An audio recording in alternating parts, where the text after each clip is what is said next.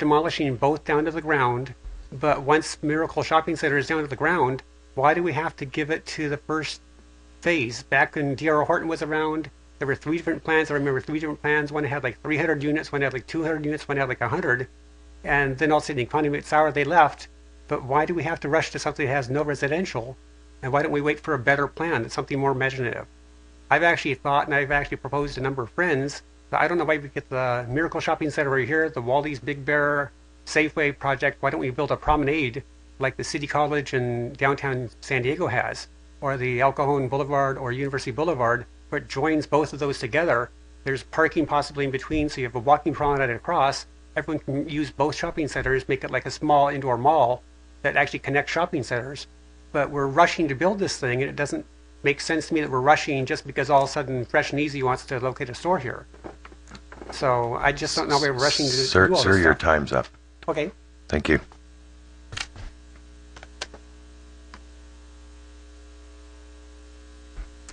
There are no more public speaker slips on this particular item. For the last gentleman, just the thing is that we have actually not officially committed any money to the Seacoast Inn at the moment. So any perception that we either own how much or whatever it is, that action has not actually taken place yet at all. All right.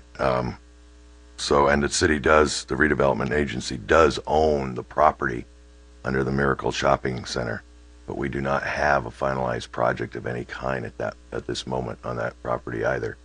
Those are things that we pursue and we hold public meetings on and discuss it amongst the public and how we move forward on those things. But, sir, you can't speak from the audience like that. But I was just trying to clarify a couple of things you did bring up.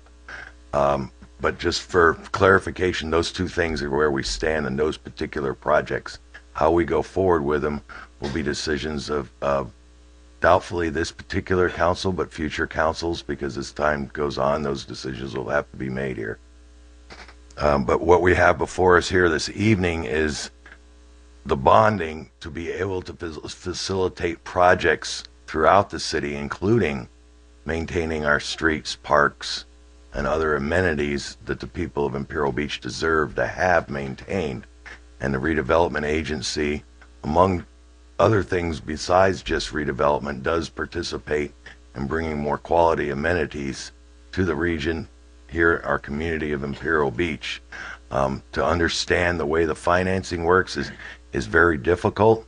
There is some state law that says we do have to be in debt.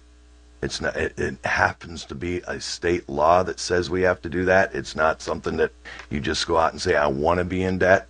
It was part of the idea of behind redevelopment, and all redevelopment agencies have to encumber debt.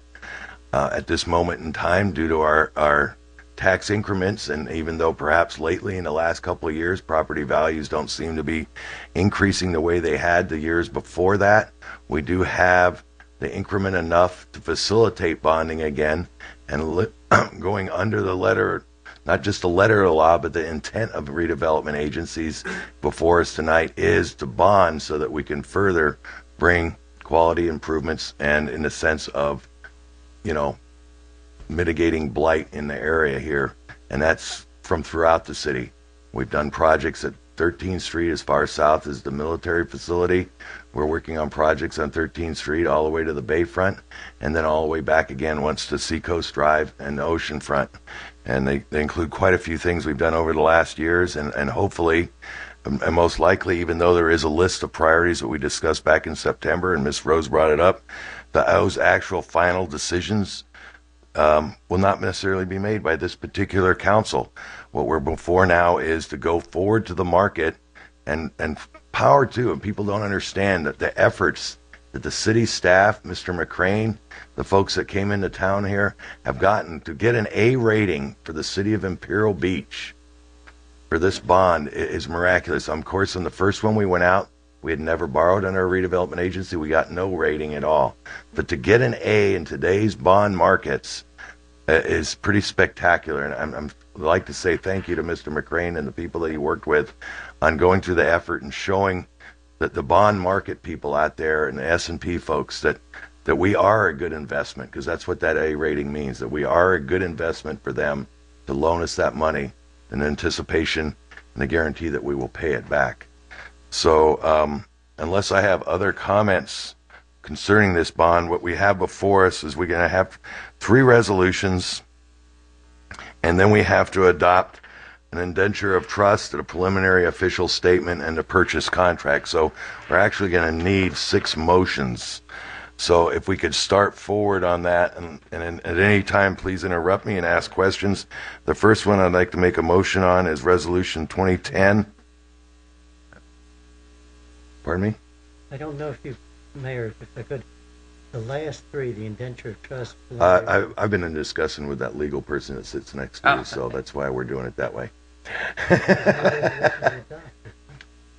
Well, I think the way it's listed on the agenda, it talks about adopting the document too. So, And maybe from our council with the bond folks, are those particular 3 items something that we actually, as a city council, have to adopt along with these resolutions?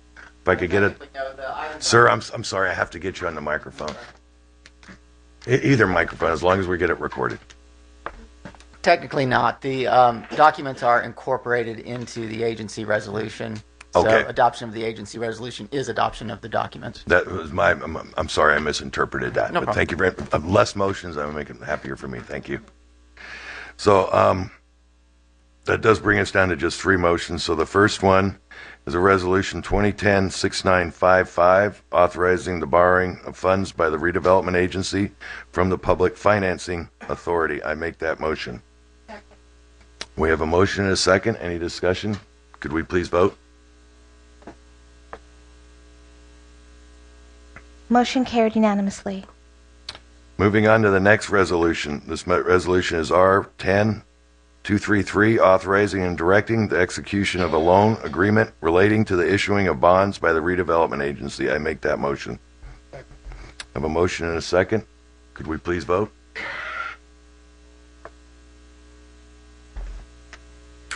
Motion carried unanimously. And the last resolution on this particular item is resolution number FA 1003, authorizing the issuance of tax allocation revenue bonds by the Public Financing Authority. I make that motion. We have a motion and a second. Could we please vote? Motion carried unanimously. And the other items listed on our agenda, which were the indenture of trust, a preliminary official statement, and the purchase contracts with the underwriter, were contained in those original documents with the resolutions as I understand it. Thank you very much.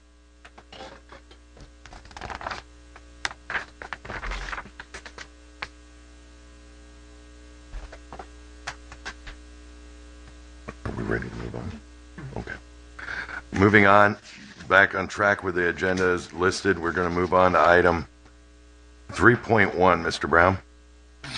Mayor, Council, Mr. Levine has been working with our city attorney to bring a little better order to the placement of newspaper racks. 2 main goals. One is to have the racks placed so that we're pretty sure that the accessibility for both pedestrians as well as people in wheelchairs or with limited access can get through on our sidewalks. The second is the aesthetics. We think this will help in the city's overall appearance. The ordinance lays out rules concerned with the standards of placement, the locations, and how a permit would be issued. Mr. Levine has a presentation that if you'd like to see it on those 3 main topics, fine. He's ready to give it. If not, and you just want to go to questions, that's fine as well. Unless the rest of the council feels like we need the presentation. I know it's something that has been before the council and people have talked about it, and it's something that I think that we need to move forward on, because without some sort of guiding regulations, and they're not necessarily just regulations, but they're guidance on how to do it so that we have it not only an aesthetically but a safe way of putting these news medias out on our sidewalks. So does anybody have any questions for Mr. Levine? In that case, I'd call for the reading of the title of Ordinance 2010-1108.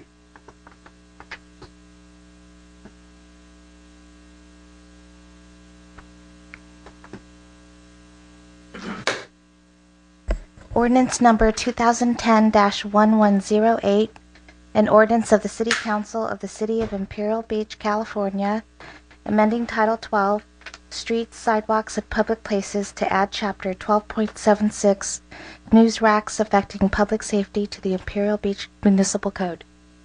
I'd like to entertain a motion to waive further reading and dispense introduction by title only and set the matter for adoption at the next regularly scheduled City Council meeting. Have a motion and a second. Any further discussion? Could we please vote? Mr. King.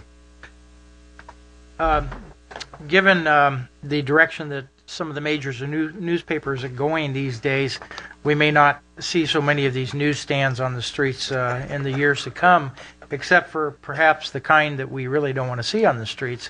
So I think it would be a very good thing to control what happens on the streets, and proliferations of news boxes basically can be very unsightly. They can take up space. They can. I think that it's a good thing to regulate those, because I've seen many places where you have just lines of them, and basically it's all tabloid news, and many people enjoy that, but I don't think it's something we need to proliferate to improve the quality of our community. Motion carried unanimously. Thank you. Moving on to item 5.1. Mr. Mayor, I need to recuse myself on this item due to the proximity of my residence to one of the projects. Thank you.